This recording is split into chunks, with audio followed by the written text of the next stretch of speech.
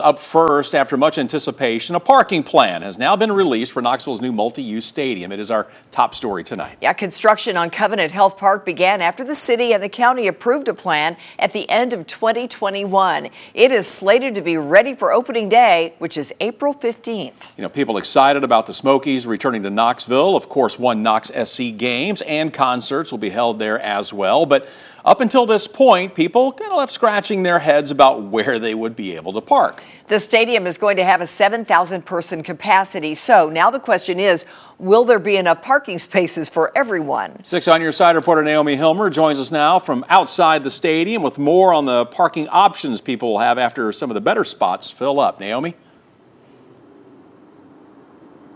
Lori, Bo, while there are a 7,000 person capacity for this stadium, only 1,500 spaces will be dedicated to this park, according to their new parking plan.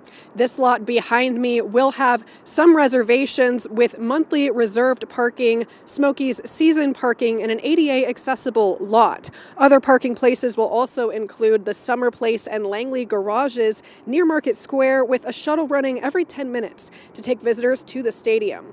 But in learning of what some of these changes are coming to Old City, I spoke to some local business owners who told me they're nervous for what this means for them. This was already built for us in the Old City, so they should have did something else.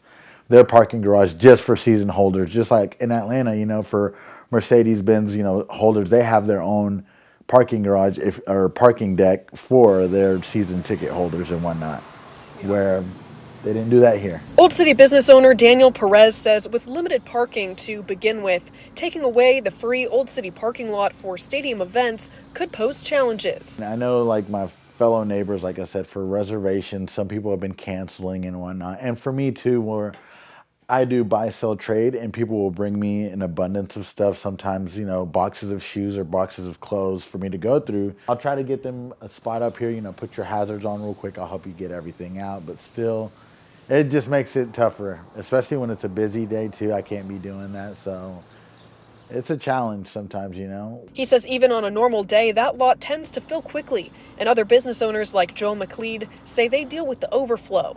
But we're already there. If there's a wedding at Jackson Terminal, our parking lot's already full. If there's a wedding at Jackson Terminal, the Standard, they have to find other places. If it's Jackson Terminal, the Standard, and the Emporium, they're already finding other places. They've been finding other places for years. The events are still going on. Nobody said I'm not showing up to your wedding because I couldn't park right in front of the venue. While many businesses voiced concern for the potential lack of parking and access to their storefronts, McLeod said he is cautiously optimistic.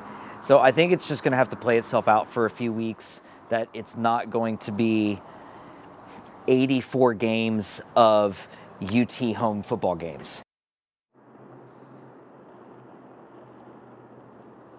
According to some of the business owners I talked to today, one thing that they did agree on, whether or not they were for or against the stadium being built, is that they are hopeful it could bring them more customers.